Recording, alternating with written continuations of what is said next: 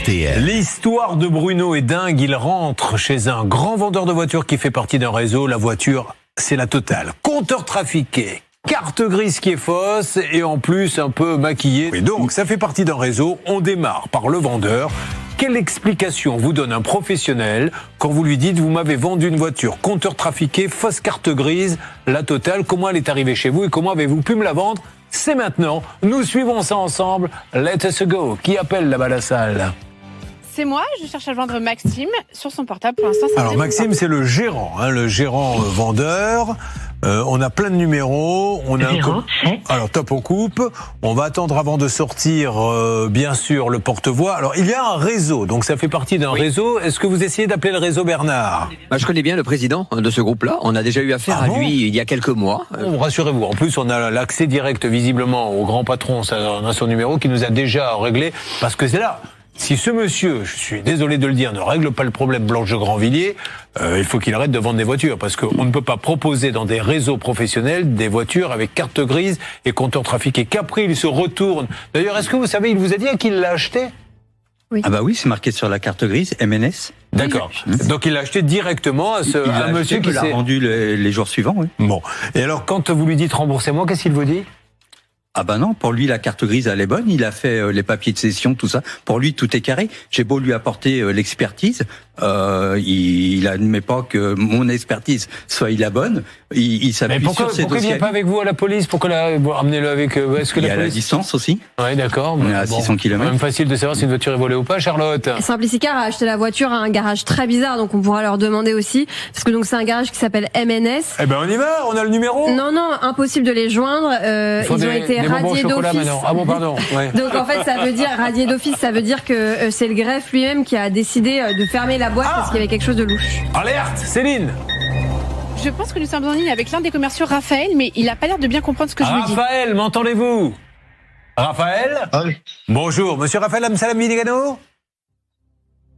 Allô ? Oui, mais s'il ne parle pas, il a raccroché à Denoy. Oui, alors ça aussi, vous voyez, nos amis là qu'on essaie d'appeler, eux, ils ont acheté ça à un garage qui a été visiblement fermé en urgence parce qu'il y avait des choses bizarres. Donc il faudrait peut-être aussi qu'ils vérifient un peu leurs sources. Je ne sais pas ce que vous en pensez, Blanche. Eh bien, j'en pense que sur le plan civil, évidemment, le vendeur est responsable, mais en plus, il est professionnel, donc il doit tous les dommages et intérêts à notre auditeur. Alors bien sûr, d'ailleurs... C'est un garage qui s'appelle Simplicicar à Enghien-les-Bains. Voilà, il l'a acheté et il s'est aperçu par la suite que le compteur avait été trafiqué, que la voiture était volée, que la carte grise n'était pas bonne non plus, était falsifiée. On est bien d'accord, Bruno ? C'est bien ça. Tout ceci a été fait dans les règles de l'art. Donc c'est vrai que le professionnel n'a peut-être pas pu voir du premier coup ce qui se passait.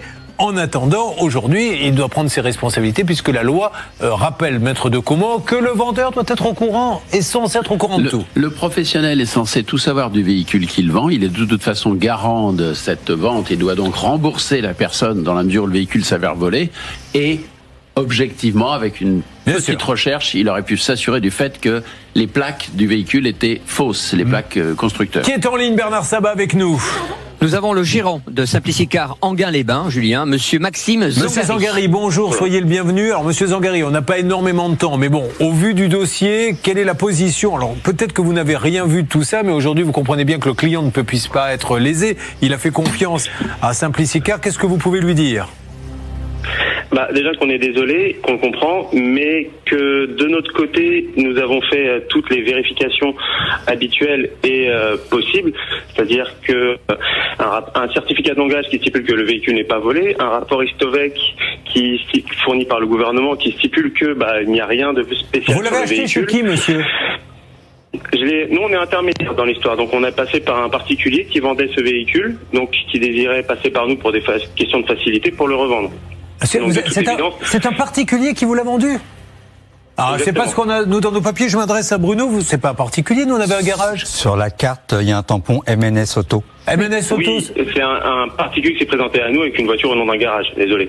Mais Ça commence bien. Bon, alors, mais enfin, ça vous a pas choqué qu'un particulier, donc vous avez un particulier qui se fait passer pour un garage qui vous vend une voiture volée? La personne qui est venue nous était le gérant de cette société MNS Auto, qui est venu pour vendre ce véhicule. D'accord, ok. Bon, alors, aujourd'hui, monsieur, on va faire court, vous dites, nous, on peut rien faire pour le client, on est d'accord?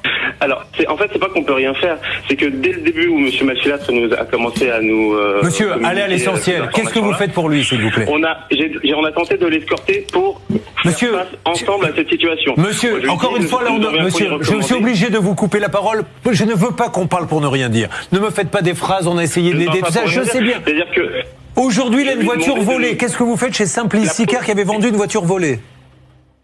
Écoutez, la police me dit de ne pas prendre contact avec mon vendeur pour que je me fasse rembourser et que je puisse rembourser monsieur Machilastre. Okay. Ma protection juridique me dit de ne pas rembourser monsieur Machilastre car il y a une enquête de police. D'accord. Je fais ce qu'on me dit, c'est-à-dire que je Oui, c'est bon monsieur, ne faisons pas de longues phrases, vous faites ce qu'on vous dit. Donc aujourd'hui, on rentre chez Simplici, on nous vend une voiture volée, on est client et on se retrouve le bec dans l'eau parce que vous n'avez pas pu faire les vérifications.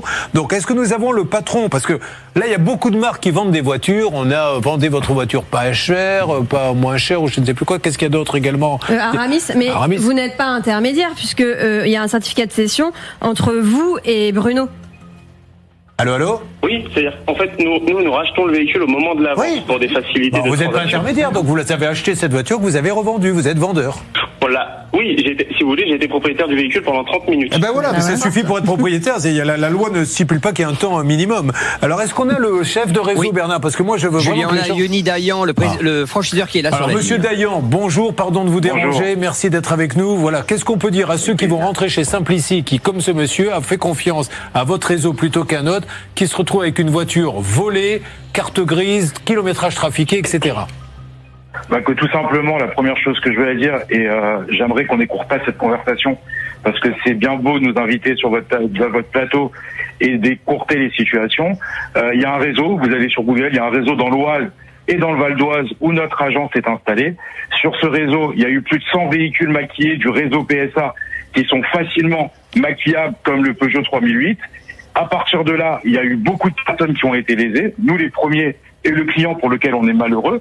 Il y a une enquête de police, il faut attendre l'enquête de police, il n'y a pas le choix et on ne peut pas faire autrement. D'accord. Donc c'est pas qu'on ne veut pas ou qu'on n'a pas envie, il y a une enquête de police, il y a la justice, il y a des avocats. Monsieur Dayan, quand je dis qu'il ne faut pas parler pour ne rien dire, c'est dire si la justice... Voilà, c'est clair, c'est net. Aujourd'hui, vous dites, mon client, je ne le rembourse pas tant que l'enquête de police est terminée. Et c'est pour ça exactement. Que et je on me assumera permets de jusqu'au dire... bout si la justice nous ordonne de rembourser parce que le réseau n'est pas retrouvé. Mais c'est pas la justice qui va vous ordonner de rembourser.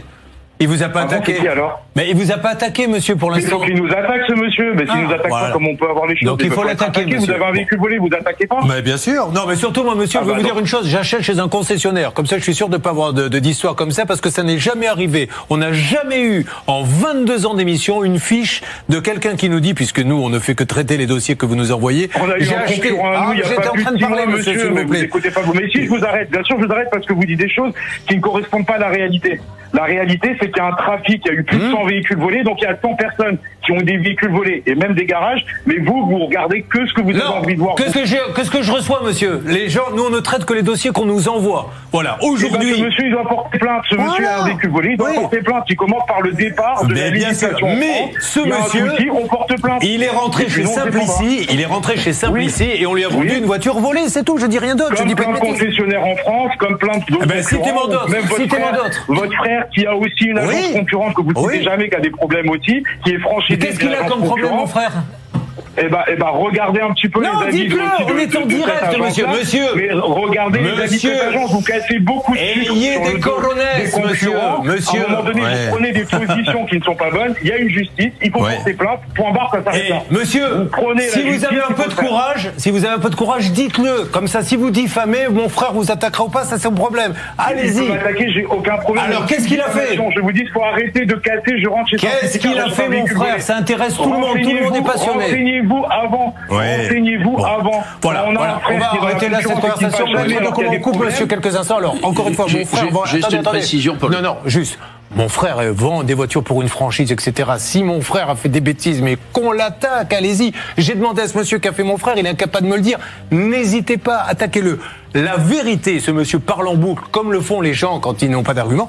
Mais je ne dis pas qu'il a tort ou raison, je dis juste qu'on est rentré chez Simplici, à Enghien-les-Bains, et on lui a refourgué une voiture volée avec une fausse carte grise. Maintenant, que le monsieur de Simplici le savait ou pas, c'est tout, c'est la réalité. Quand ce monsieur dit il y a plein d'autres concessions, c'est pas vrai, ça n'arrive jamais chez Renault, Peugeot, Fiat. Maître de Comont. Juste une précision, il vient d'être dit que, en quelque sorte, monsieur Bruno, il serait pas très clair, puisqu'il a acheté une voiture volée, et la première chose à faire, on vient de lui donner un très joli cours de droit, c'est de déposer plainte quand on a vraiment acheté une voiture volée. Je tiens à préciser que la plainte a été déposée, qu'on a la copie dans le dossier. Et il le sait même pas, ce monsieur, chez Simplici. Bon, alors monsieur, aujourd'hui, malheureusement, voilà, ce monsieur, je peux pas faire autrement, vous allez attendre que... Vous avez attaqué donc ce monsieur Simplici? Oui, bien sûr, il y a tous les documents, j'ai déposé plainte, il y a eu une expertise du véhicule et tout, donc il peut pas remettre ça en cause. Et la réalité, ce monsieur m'attaquera si je dis une bêtise, c'est que si vous achetez une voiture chez Simplici et qu'on vous vend une voiture volée, eh bien, la réaction, c'est de dire attaquez-nous, et si on nous dit de rembourser, on remboursera. Maintenant, on ne vous rembourse pas spontanément. Est-ce que j'ai dit une bêtise? Je pense que c'est rigoureusement ce qui vous a été dit tout à l'heure au téléphone. C'est effectivement, la question n'est pas de savoir si on est responsable ou pas. On remboursera que si on est condamné. On a fait combien de cas? 500, 1000, 2000 cas d'autres garagistes qui ont vendu des voitures volées. On ne fait que ça. Alors quand ce monsieur dit vous ne faites que ce qui vous intéresse, et encore une fois, on ne traite que les dossiers que vous nous envoyez. Donc on pourrait en citer, on pourrait faire 15 ans de garages qu'on a appelés qui n'ont pas remboursé comme ce monsieur. Je suis désolé pour lui, il a vendu une voiture volée, c'est tout. Après, je peux rien dire d'autre. Donc monsieur, je suis vraiment navré. Voilà, aujourd'hui nous en sommes. Donc c'est la justice et vous viendrez nous dire évidemment ce que vous a dit la justice. Nous avons Jennifer qui s'étouffe, mesdames et messieurs. Est-ce que c'est à cause de son lave-linge? Est-ce que c'est à cause de la voiture? Est-ce que c'est à cause de mon frère auprès de qui je vais mener une enquête? Dès cet après-midi, réunion de famille. Qu'est-ce que t'as foutu, Thierry? Tu te rends compte pourquoi tu me fais passer? Ça, c'est toujours la meilleure excuse. C'est-à-dire que vous vendez une voiture volée et on vous dit « Et ton frère ?» Je ne lui ai pas dit « Et ta sœur » parce que c'est mal poli, mais j'étais à 2 doigts de le faire, je ne vous le cache pas. Hein.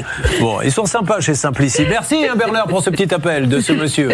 Que nous on a déjà eu d'ailleurs dans l'émission. Oui, d'ailleurs, je peux vous retrouver le dossier si vous voulez. C'est une dame qui n'avait pas sa carte grise et c'était le 17 juin 2021. Voilà, s'il veut nous attaquer, qu'il le fasse, on va ressortir le dossier. Deuxième cas de Simplici, c'est tout. Et puis il y a des gens qui règlent les problèmes et d'autres qui veulent pas. Ils veulent aller en justice, Maintenant, ils regrettent bien ce monsieur d'être rentré là-bas. Allez, avançons sur ce dossier. Je suis navré que ça se passe comme ça, mais c'est le spectacle de la vie, ladies and gentlemen. Vous suivez, ça peut vous arriver.